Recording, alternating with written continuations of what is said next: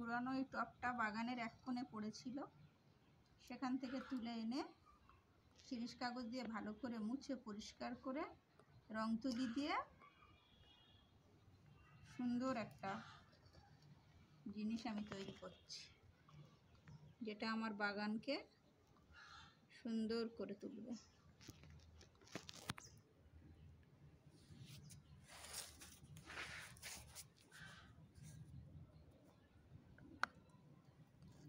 দেখুন আমি এটাকে কেমন ডিজাইন করব। আমার গাছ থেকে একটা নয়নতারা ফুল তুলে নিলাম, নিয়ে সেই ফুলটাকে এই রঙে ভালো করে চুবিয়ে নিয়ে